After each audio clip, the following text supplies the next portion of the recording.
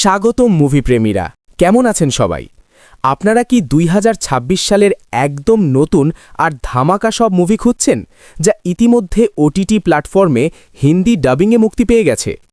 আজ আমি আপনাদের জন্য নিয়ে এসেছি হলিউড এবং কোরিয়ান সিনেমার সেরা 10টি মুভির একটি স্পেশাল লিস্ট, যেখানে থাকবে অ্যাকশন, কমেডি, সায়েন্স ফিকশন আর হাড় হিম করা সার্ভাইভাল থ্রিলার। আজকের ভিডিওটি মিস করা মানেই সেরা কিছু মুভি মিস করা।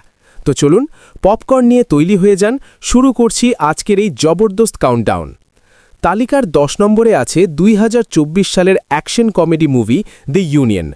মাইক একজন সাধারণ কনস্ট্রাকশন ওয়ার্কার, যার জীবন হঠাৎ বদলে যায় যখন তার স্কুল জীবনের গার্লফ্রেন্ড ফিরে আসে। কিন্তু সে সাধারণ কোনো মেয়ে নয়, সে একজন সিক্রেট এজেন্ট।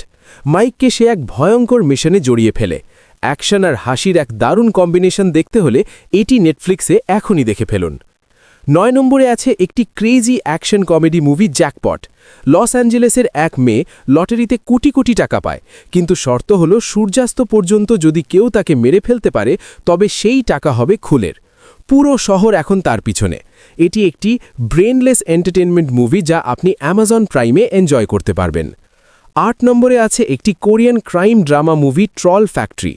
একজন সাংবাদিক যখন একটি বড় কোম্পানির দুর্নীতির খবর প্রকাশ করে, তখন একদল মানুষ অনলাইন ট্রলিংয়ের মাধ্যমে মানুষের মতামত বদলে দেওয়ার চেষ্টা করে।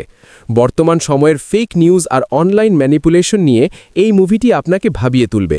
যারা একটু সিরিয়াস মুভি পছন্দ করেন তাদের জন্য এটি সেরা। তালিকার 7 নম্বরে আছে জেনিফার লোপেজ অভিনীত সায়েন্স ফিকশন অ্যাটলাস। ভবিষ্যতের পৃথিবীতে একটি এআই রোবট যখন টেররিস্ট হয়ে যায় এবং মানবজাতিকে ধ্বংস করতে চায়, তখন শুরু হয় এক মহাযুদ্ধ। অন্য এক গ্রহে সেই রোবটকে ধরার মিশন নিয়ে অ্যাটলাস কি সফল হবে? দুর্দান্ত সিজিআই আর স্পেস ফাইট দেখতে হলে নেটফ্লিক্সের এই মুভিটি আপনার জন্য। 6 নম্বরে আছে vampire হ্যান্টিং movie day shift. Jamie Foxx একজন বাবা, যে দিনভর পুল পরিষ্কারের কাজ করে, কিন্তু আড়ালে সে একজন ভ্যাম্পায়ার শিকারী। নিজের মেয়ের স্কুলের খরচ মেটাতে সে এক ভয়ঙ্কর ভ্যাম্পায়ারের সাথে লড়াই করে। অ্যাকশন আর ভ্যাম্পায়ার মিস্ট্রি লাভারদের জন্য এটি একটি মাস্ট ওয়াচ। 5 নম্বরে আছে পুরো পরিবারের জন্য অ্যানিমেশন মুভি ডিসপিকেবল মি 4। গ্রু এবং তার মিষ্টি ফ্যামিলির সাথে এবার যোগ হয়েছে এক নতুন শত্রু, যে জেল থেকে পালিয়েছে প্রতিশোধ নিতে। মিনিয়নদের পাগলামি আর গ্রুয়ের অ্যাডভেঞ্চার আপনার মন ভালো করে দেবেই।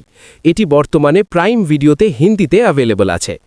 4 নম্বরে আছে হাড় হিম হরা সার্ভাইভাল মুভি নোওয়্যার। এক গর্ভবতী নারী কন্টেনারে করে দেশ ছেড়ে পালাতে গিয়ে সমুদ্রের মাঝখানে আটকা পড়ে।